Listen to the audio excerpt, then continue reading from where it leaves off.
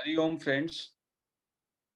रोज सुबह की तरह आज भी हम संतों द्वारा दिए गए कुछ महत्वपूर्ण सूत्रों पर चर्चा करेंगे।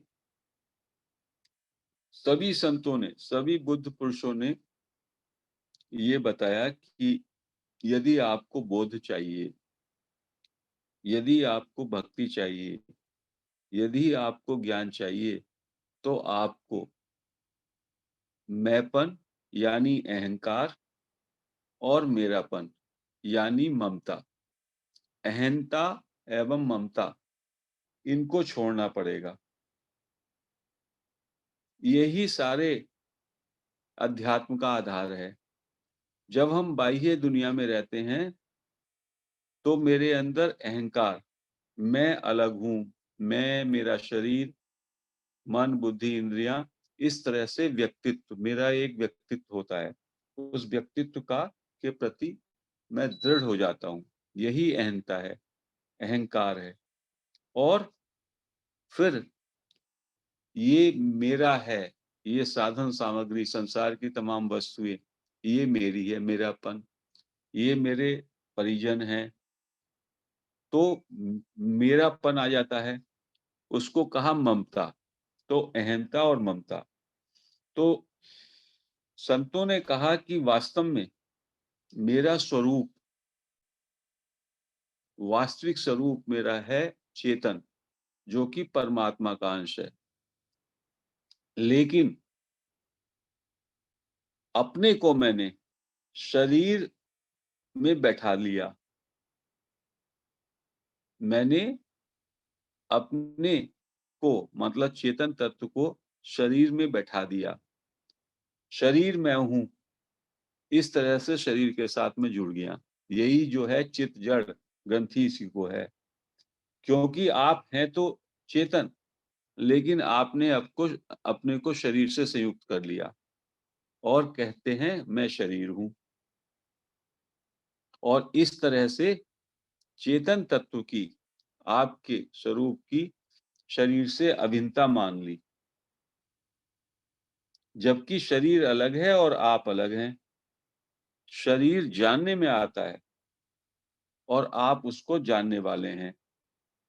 लेकिन गलती कहाँ हुई? चूंकि आपने शरीर को में अपने को बैठा लिया, तो शरीर में बैठाने से शरीर की मुख्यता हो गई। मैं शरीर हूं, मैं शरीर हूं, यही बात हम लोग पूरे समय हमारे अंदर मजबूती से बैठ गई। और जो बैठने वाला है चेतन तत्व, वो बैकग्राउंड में चला गया। वो अधिष्ठान में और प्रकाश में तो रहता है, लेकिन उससे हमारी नजर हट गई। और इसी के कारण जब मैंने ये मान लिया मैं शरीर हूं, तो शरीर भी जड़ है और जड़ चीजों के साथ हमारा संबंध जुड़ गया। जिसके पास ज्यादा धन है, दौलत है, मकान, जमीन आदि जो भी भौतिक वस्तुओं की अधिकता है, उसको ही हम बड़ा मानते हैं। क्योंकि हमने अपने से बड़ा शरीर को मान लिया। जब आपने अपने को शरीर में बैठा दिया और कह दिया शरीर मैं हूं, तो शरीर की मुख्यता हो गई और आप बैकग्राउंड में चले गए। तो जड़, आपने जड़ को मुख्यता दे दी। और फिर उससे रिलेटेड जो भी साधन सामग्री है, रुपया, पैसा, धन, परिवार, वो सब भी आपके मुख्य हो गए, जड़ मुख्य हो गए। तो इस तरह से शरीर को अपने से बड़ा मान लिया और अपने को शरीर का आश्रित मान लिया, शरीर के अधीन मान लिया। और इससे बिल्कुल अहंकार पुष्ट हो गया, अहंता बढ़ेगी। आप अपने को आज के दिन में, मैं अपने को शरीर मानता हूं। सारा मेरा परिचय, आपका परिचय जो भी आप देते हैं, वो शरीर का, अपने मन, बुद्धि, इंद्रियों का देते हैं। तो कहते हैं इस प्रकार जो है आपने, चेतन तत्व ने जड़ता में अपनी स्थापना कर ली, तो जड़ता में स्थापना करने से अहंकार हो गया और फिर उस जड़ता को अपने में मान लिया, अपने में स्थापना कर ली, तो ममता हो गई। तो अहंता और ममता कैसे आती है? इसी को और थोड़ा सरल भाषा में हम समझें, शरीर में मैंपन, शरीर में मैंपन जो है ये तो अहंता है, अहंकार है। शरीर को जनरली मैं मानता हूँ और इंद्रियों, मन, बुद्धि, जैसे ये मेरी आँख है, मेरा कान है, मेरा नाक है, मुझे कोई प्रॉब्लम होती है शारीरिक इंद्रियों की, तो इस तरह से उनको मैं मेरापन मानता हूँ। तो शरीर में अहमता हो गई, मैंपन हो गया और मेरापन इंद्रियों से, बुद्धि से हो गया, तो वहाँ मेरापन भी आ गया। लेकिन जो संसार है और संसार की वस्तुएँ, उसमें मैंपन नहीं होता। मैं ये नहीं कहता मैं संसार हूँ, उसमें मेरापन का व्यवहार मुख्य होता है। इसको समझिए, शरीर में तो एकदम मैंपन है, जो ये स्थूल शरीर है, इसको तो मैं मानता हूँ। तो यहाँ अहंता है, अहंकार है, मैंपन और उससे शरीर से के भी तमाम जो अवयव हैं या इंद्रियाँ हैं, मेरी इंद्रियाँ, मेरी नाक, मेरा कान, जो कर्मेंद्रियाँ हैं कम से कम, तो शरीर को या तो मैंपन मानता हूँ या उसमें मेरापन भी आ जाता है। तो जहाँ मेरापन आया, वहाँ पे ममता हो गई और जहाँ पे मैंपन है, वो अहंता हो गई। और जो संसार है, संसार के साथ मैं क्या मानता हूँ, संसार को मेरापन में आता है। तो शरीर में कहा संतों ने मैंपन का व्यवहार मुख्य होता है और मेरापन का व्यवहार कम होता है। मन बुद्धि में मेरापन का व्यवहार होता है और कभी-कभी मैंपन का भी होता है। जब बुद्धि डिसाइड करती है, तो मैंपन हो जाता है। तो अहंकार में भी ममता होती है, लेकिन अहंकार में ममता पीछे बैकग्राउंड में रहती है, इन बात को समझिए। मैं में मेरापन छिपा तो होता है, लेकिन वो पीछे रहता है। तो वहाँ पे अहंकार मुख्य दिखाई देता है और जब हम अहंकार को अपने में स्थापित कर लेते हैं, तब जो है ममता आ जाती है। तो इसको दूसरी तरीके से समझिए, थोड़ा ये जो है, थोड़ा-सा इसको दोबारा से हमको समझना पड़ेगा। शरीर में तो मैंपन है और कर्मेंद्रियों को जब मैं कहता हूँ, मेरा आँख, कान, मेरा मन, तो उसमें मेरापन भी आ गया। तो शरीर के साथ संबंध में तो मैंने जो चेतन तत्व है, मेरा स्वरूप है, उससे ज़्यादा मुख्यता शरीर को दे दी। मैंने अपने को शरीर के हवाले कर दिया, ये मानिए। उसको कहा अपने को शरीर में बैठाने से, शरीर मैं हूँ। इस तरह का आपने शरीर के साथ अभिन्नता कर दी। शरीर के साथ आप संयुक्त हो गए। तो संतों ने कहा इसको अहंता और थोड़ा इसमें ममता भी आ जाती है। ममता क्या, मेरापन भी आ जाता है, ममत्व कि मेरा आँख, मेरा कान, मेरा ये अवयव, मेरा ये सोच, ये भी आ जाता है। तो उसके बाद संसार जो है, जहाँ तक संसार का शब्द है, संसार मैं हूँ, ऐसा मैं नहीं कहता, संसार मेरा है। तो संसार के साथ ममता होती है। संसार की वस्तुओं के साथ, दूसरे प्राणियों के साथ, वो सारा संसार में आता है। दोनों जड़ हैं, शरीर स्थूल, सूक्ष्म, सारा शरीर भी जड़ है, मन, बुद्धि, इंद्रियाँ सब जड़ हैं और ये संसार की वस्तुएँ भी जड़ हैं। लेकिन शरीर के साथ तो मेरी अहंकार, अहंता है और संसार के साथ मेरी ममता है और शरीर में भी जो इंद्रियाँ हैं, मन है, उनके साथ मेरापन भी है। तो शरीर के साथ जो मैंने संबंध है, अभिन्नता का, उसमें अहंकार और ममता दोनों हैं। संसार के साथ अधिकांश जो है, वो ममता है। तो कहते हैं कि मैंपन क्या है?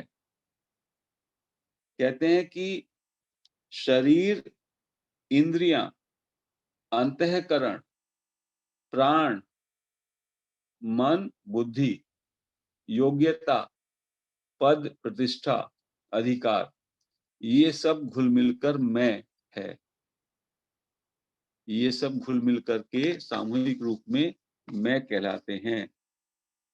और जैसे ही इस मिले हुए मैं को, मिला हुआ क्या है इसमें? मेरा स्वरूप, चेतन तत्व मिला हुआ है इसके साथ, लेकिन मुख्यतः जड़ की हो गई, शरीर की हो गई, तो मैं अपने को शरीर मान रहा हूँ।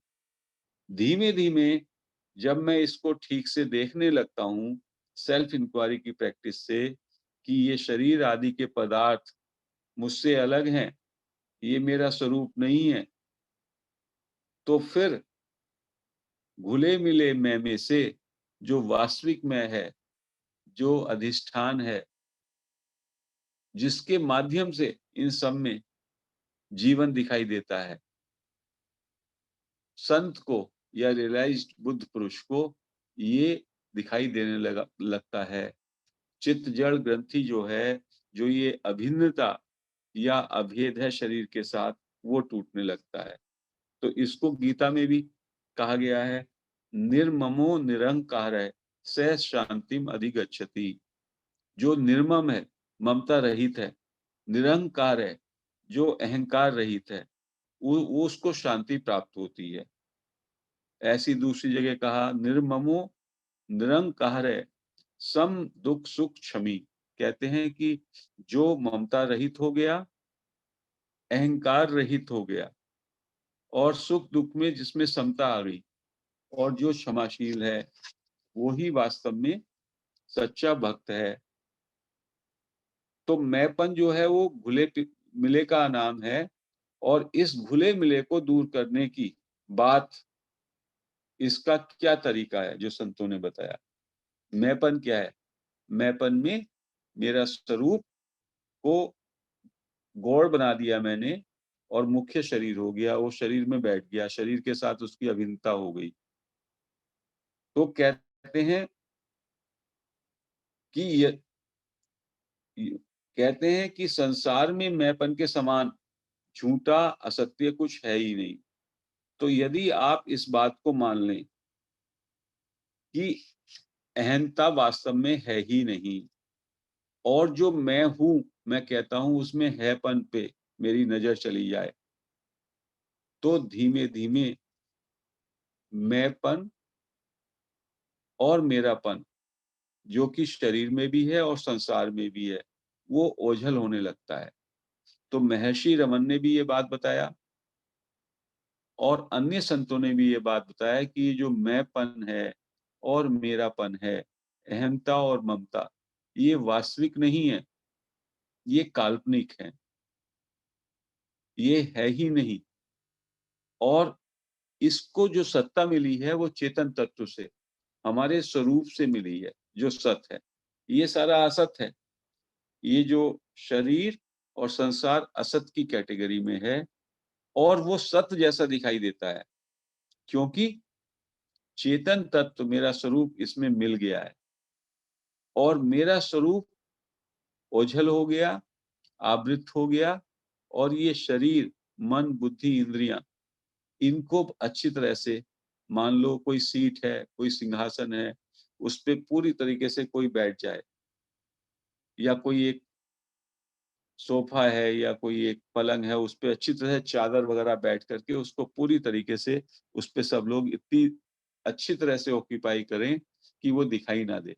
तो चेतन जो तत्व है मेरा स्वरूप, उसको इतनी अच्छी तरह से आच्छादित कर लिया शरीर ने, मैंपन ने, मेरापन ने, कि उसका मुझको उधर दृष्टि ही नहीं जाती। तो ये स्वरूप जो है मेरा, ये सत चित आनंद है, परमात्मा है।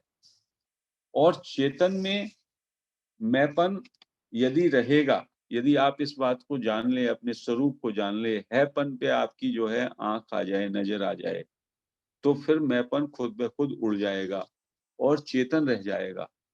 तो उसके लिए क्या कहा उन्होंने? कहा, उसमें एक चीज़ और मिला दीजिए आप, मैं और मेरापन नहीं, और मेरे केवल ईश्वर हैं, मेरे केवल भगवान हैं, कोई मेरा नहीं। इसको और मिला दो, थोड़ा भक्ति का पुट भी ले आओ। जैसे कि मीरा ने कहा, मेरे तो गिरधर गोपाल, दूसरों ने कोई। तो मेरे परिजन, शरीर, इंद्रियां, मन, बुद्धि आदि कोई भी मेरा नहीं है, भगवान मेरे हैं। तो भगवान भी चेतन स्वरूप है। तो इस बात को यदि आपने मान्यता दे दी, इस बात को यदि आपने मजबूती से पकड़ लिया, तो कहने लगे बहुत जल्दी आप अपने स्वरूप में लौट आएँगे। अभी गलती क्या होती है, हम संसार को भी सत्य मानते हैं, भगवान को भी यदि रखेंगे, भगवान की मूर्ति या भगवान का भाव रखेंगे, तो भगवान को घर का एक सदस्य मानेंगे, संतों ने कहा। जैसे माता-पिता हैं, भाई-बंधु हैं, स्त्री है, पुरुष है, पुत्र है, संतान है, ऐसे ही भगवान भी हमारे हैं। जैसे और लोग हमारे हैं, ऐसे ही भगवान भी हमारे हैं। तो ऐसा हम लोग जो है, इस तरह की दृष्टि से, इस तरह की अप्रोच से हम भगवान को लेते हैं। यदि हम ये मान लें कि केवल भगवान ही मेरे हैं और कोई मेरा नहीं है, तो तत्काल ही इससे कभी-कभी इतनी गहराई में आप उतर जाते हैं कि आप अपने स्वरूप में आ जाते हैं। तो जो भी हैपन है, वो वास्तव में भगवान है, भगवान का ही अंश मैं हूँ चेतन रूप में, और बाकी जो मैंपन है, मेरापन है, वो सब काल्पनिक है, वो अवास्तविक है। इस बात को यदि हम धीमे-धीमे अच्छी तरह से अपने अंदर उतार लें, तो इससे तत्काल बोध हो सकता है। एक दिन आपको ये विस्मृति हो गई है, आप भूल गए, आपका ये अज्ञान है, तो अज्ञान को दूर करने में कितना समय लगता है? अंधकार को दूर करने में संतों ने कहा कितना समय लगता है? एक दिया सलाई की, एक माचिस की तिल्ली से अंधकार दूर हो जाता है। ये कोई नहीं है कि वो धीमे-धीमे होता है। एक तरफ एक दिया सलाई की तिल्ली जलाई आपने, कितना भी गहरा अंधकार होगा। तो यदि कभी भी दृढ़ता से यही मान लो, या तो हैपन को अच्छी तरह से, कि हैपन में आपका पूरा दृष्टि चला जाए, या केवल मेरे भगवान हैं और कोई नहीं, इस बात पे भी दृढ़ता आ जाए, और शरीर, इंद्रियां, मन, बुद्धि, प्राण आदि मैं नहीं हूँ, अहंकार खत्म हो गया, और मेरा इस संसार में कुछ नहीं, मैं और मेरा नहीं, मुझे कुछ नहीं चाहिए, मुझे कुछ नहीं करना, केवल भगवान मेरे हैं। इन सूत्रों को यदि हम अच्छी तरह से बार-बार इसका मनन करते रहें, नहीं असत छूट जाएगा, और है सत, जो कि नित्य प्राप्त है, स्वतः प्राप्त है, उधर हमारी दृष्टि आ जाएगी, और वही है बोध। उसी का नाम है ज्ञान, और उसी का नाम है प्रेम। तो आज हम इस चर्चा को यही समाप्त करते हैं। मैं और मेरेपन का त्याग करने के लिए आपको ज़रूरी है, अपने मन में ये मानना पड़ेगा कि मेरे केवल भगवान हैं और दूसरा कोई नहीं। अनन्य भक्ति, अनन्य शरणागति या हैपन। तो आज इस चर्चा को यहीं पे समाप्त करते हैं। हरि ओम।